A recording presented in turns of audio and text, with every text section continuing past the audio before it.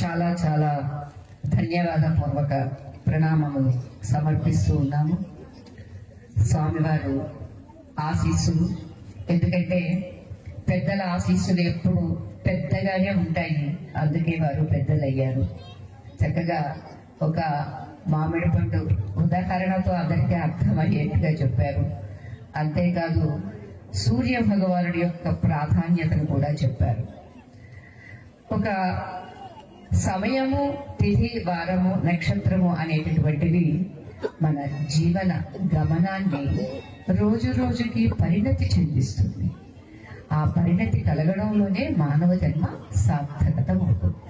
లేకపోతే ఇన్నేళ్లుగా ఒకే రకంగా ఉన్నాము అని అంటే, తల్లిదండ్రులు ఎవరైనా ఒక 10 years స్కూల్కి పిల్లలు పంపించారనుకోండి, ఫస్ట్ ఇయర్ స్కూల్కి వెళ్ళేటప్పుడు ఎలా ఉన్నారో 10th year లో కూడా అలాగే ఉన్నారనుకోండి, మీరు ఏం చేస్తారు అప్పుడు? వాళ్ళు చాలులే అని మగవాళ్ళు అయితే దోళ్ళు దాచుకుంటారు, ఆడవాళ్ళు అయితే అంట్లు తోడుతారు అని పూర్వకాలం అనేవాళ్ళు. ఇప్పుడు అలా అనడానికి కూడా ఛాన్స్ లేదనుకోండి. అంటే ఏ రకంగా 10 years లో ప్రోగ్రెస్ ఉండి తీరుతుంది, ఉండాలి అని ఎలా ఎక్స్పెక్ట్ చేస్తామో, అలానే మన జీవితంలో కూడా ప్రోగ్రెస్ ఉండాలి. ఎలా? ధార్మికంగానూ ఉండాలి, వైజ్ఞానికంగానూ ఉండాలి, ఆధ్యాత్మికంగానూ ఉండాలి. అలా ఉన్నప్పుడే మన ఈ జీవితానికి సార్థకత, నిండుతనం, సోమవారు చెప్పారు పండుతనం అనేది తప్పనిసరిగా సిద్ధిస్తుంది. ఇక ఒక 2 నిమిషాల్లో మేము కూడా ముగిస్తాము. వాస్తవానికి ఉగాది అనేటటువంటిది మనందరికీ, భారతీయులందరికీ ఒక పండుగ అయితే, భగవద్ అనుగ్రహంతో ఆ రోజే మాకు కాదు, మా ఉపాధికి జన్మదినం. మేము పుట్టలేదు, మేలు పుట్టింది, నేను పుట్టలేదు. పుట్టింది మేలు అన్నప్పుడు దానికి గిట్టుట కూడా తప్పదు. అంచేత ఈ రకమైనటువంటి ఆధ్యాత్మిక జ్ఞానం మనకి కలిగినప్పుడు మాకే కాదండి, ఎవ్వరూ పుట్టలేదు. స్వామి గీతలో చెప్పాడు, నత్వేవాహం జాతునాసం నత్వం నేమే జనాధిపా నచైవ న భవిష్యామః సర్వే వయమతః పరం అని ఒక చక్కని బ్రహ్మాస్త్రాన్ని చెప్పాడండి. అర్జున, మా వాళ్ళు చనిపోతారు, అయ్యో నేనేమైపోతాను అని అనుకుంటావేమిటయ్యా? నీవు కానీ, నేను కానీ, ఈ ఉన్నటువంటి సైనికులు కానీ, ఆఖరికి ఏనుగులు కానీ, గుర్రాలు కానీ, ఏమైనప్పటికీ కూడా వీటికి చావు లేదు. అంటే వీటికి చావు లేదు అంటే, అయ్యో రోగాలు పుట్ట కదండి, రోగాలు వస్తున్నాయి, ఎంతో మంది కళ్ళ ముందు చూస్తున్నాం కదండి, విడిపోతున్నారు కదండి, ప్రాణాలు వదిలేస్తున్నారు. ప్రాణాలు పోతున్నవే కానీ ఆత్మ పోవటం లేదు.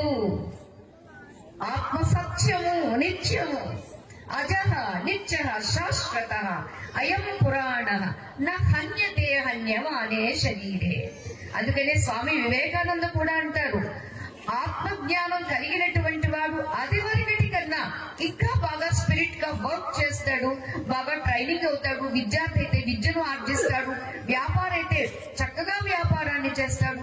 అంటే కల్తీ లేని వ్యాపారం, కల్తీ లేనటువంటి జీవితం, శుద్ధమైనటువంటి జీవితం, పవిత్రమైనటువంటి జీవితం, ఇది కదండి మనకి కావాల్సింది. అంతట ఆ జీవితంలో ఎంత బలం ఉంటుంది, ఎంత శాంతి ఉంటుంది. ఇది అర్థం కాని వాడు ఏవేవో పేర్లు పెట్టినా, విమర్శించినా, ఆ విమర్శలకు కూడా విలువ ఇవ్వాల్సిన అవసరం లేనే లేదు. అంతటి ఎవరమంటే మరి మనమంతా చావు లేదు అంటే, ఆత్మస్వరూపానికి చావు ఎప్పుడు లేదు, ఎందుకంటే పుట్టలేదు కాబట్టి. ఈ ఒక్క మాట మనం రోజుకు ఒక్కసారి అనుకున్నామనుకోండి, ఎంత బలం, ఆత్మబలం. ఎందుకంటే దేహ బలాన్ని మించినటువంటిది మనోబలమైతే, మనోబలాన్ని మించింది బుద్ధి బలమైతే, బుద్ధి బలాన్ని మించినటువంటిది ఆత్మబలం. అంచేత ఆ ఆత్మబలాన్ని చిన్నారులు మీరు కూడా ఇప్పటి నుంచి, ఏ రీతిగా ప్రహ్లాదుడు చిన్నప్పటి నుండే కదా, ధ్రువుడు చిన్నప్పటి నుండే కదా, ఇలా ఎందరో ఎందరో బాల్యం నుండే ఇంతటి జ్ఞానాన్ని ఆర్జించి తర్వాత చక్రవర్తులయ్యారు, మహారాజులయ్యారు. అయినా కూడా దేనికి చెలించకుండా అంతటి రాజ్యాన్ని కూడా పరిపాలన చేశారు. అలానే ఇవాళ మీరంతా చక్కగా ఒక ప్రక్క నృత్యం నేర్చుకుని దాన్ని అభినయం చేస్తూ అందరినీ ఆనందింపచేస్తూ మీరు ఆనందిస్తూ ఉన్నారు. ఏ రీతిగానో అలానే రేపు మరలా వివాహాలు అయినా ఉద్యోగాలు చేసిన మీకు ఆధ్యాత్మిక సంతృప్తి, సంతోషము, బలం కూడా ఉండాలి. అదే మనకి ఉగాది సందేశంగా మీ అందరికీ మేము ఇస్తూ ఉన్నటువంటిది. తదేకో వశిష్ఠ శివ కేవలోహం అని జగద్గురు శంకర భగవత్పాదుల వారు తెలియచేస్తూ ఉంటారు. నమే మృత్యు శంక నమే జాతి భేద పితానైవ మే నైవ మాతా జన్మ న బంధుర్న మిత్రం గురుర్నైవ శిష్య చిదానంద రూప శివోహం అని. అంచేత మనందరి స్వరూపము నిజస్వరూపము శివస్వరూపము. ఆ శివమే సత్యం, ఆ శివమే సుందరం, ఆ సత్యమే సత్య శివ సుందరం. అది మనందరి స్వరూపమని గుర్తించినప్పుడు మీకు ఇంకా ఉత్సాహం, మీకు ఇంకా ఎనర్జెటిక్ గా ఉంటారు, ఇంకా బాగా అన్నిటినీ ధారణ చెయ్యగలుగుతారు. అది చేయించమని భగవంతుణ్ణి ప్రార్థిస్తూ ఎంతవరకు మనందరినీ ఆశీర్వదించినటువంటి స్వామి వారికి మా హృదయపూర్వక ప్రణామములు సమర్పిస్తూ చిన్నారి నృత్యం ప్రారంభం చేయవచ్చు.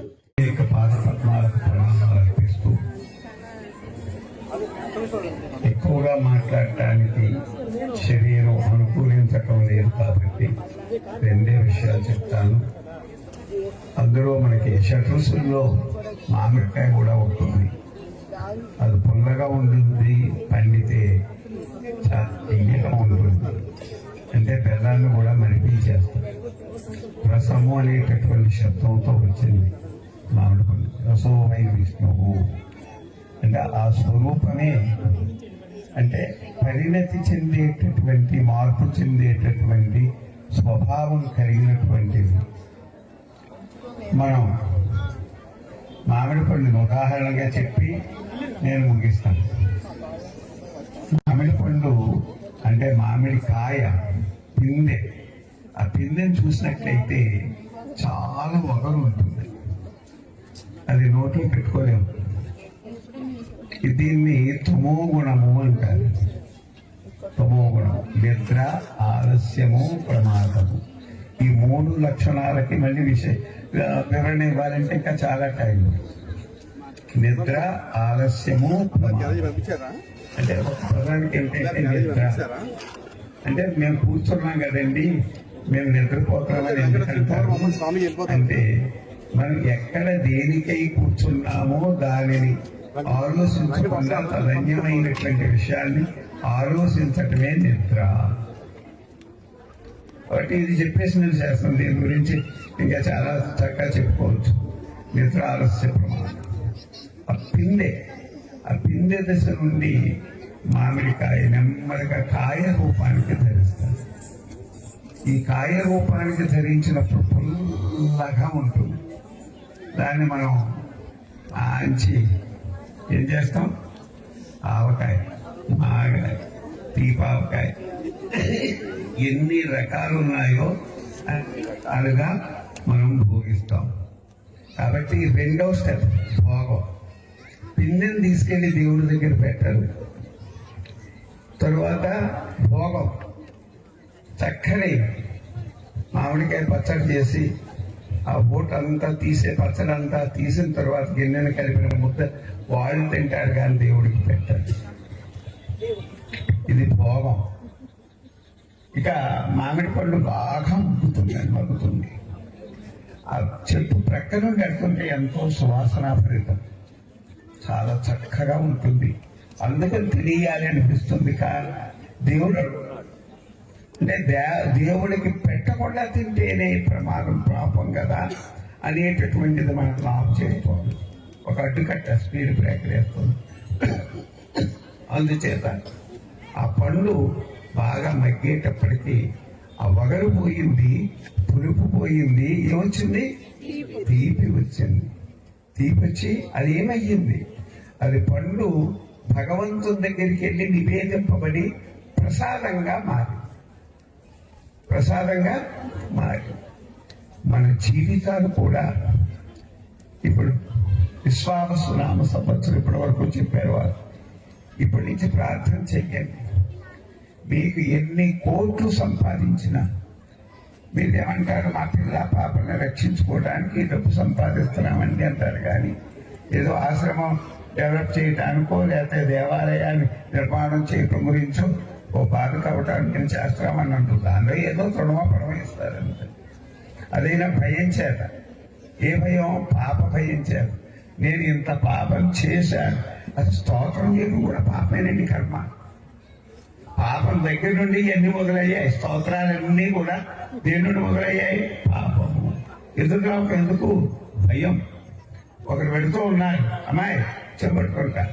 ఇంకా తమాషా చెప్పనండి, గుమ్మానికి 2 ఫోటోలు పెడతారండి. వెళ్ళేటప్పుడు ఒక దేవుడు రక్షించాలి, వచ్చేటప్పుడు ఒక దేవుడు రక్షించాలి. అంత భయం. ఎంత భయమో మానవుడికి. ఇంచేత అంటే తన స్థితిలో తాను లేక ఈ భయాలన్నీ వచ్చింది. స్వధర్మనిష్టలో లేక ఈ భయాలన్నీ వచ్చాయి.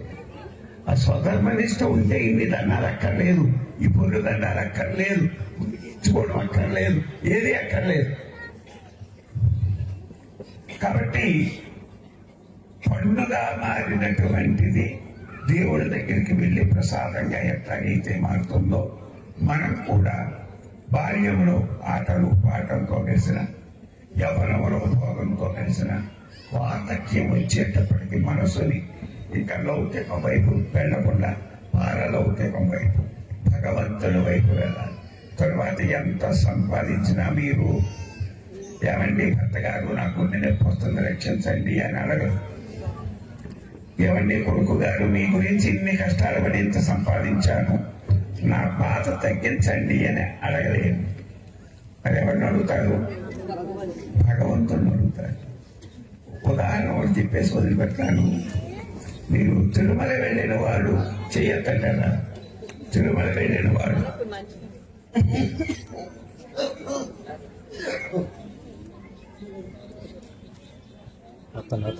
తిరుమల వెళ్ళిన వాడు చెయ్యొద్దని. ఏమండి మెట్ల దారిని వెళ్ళిన వాడు చెయ్యొద్దని ఉన్నది కదా.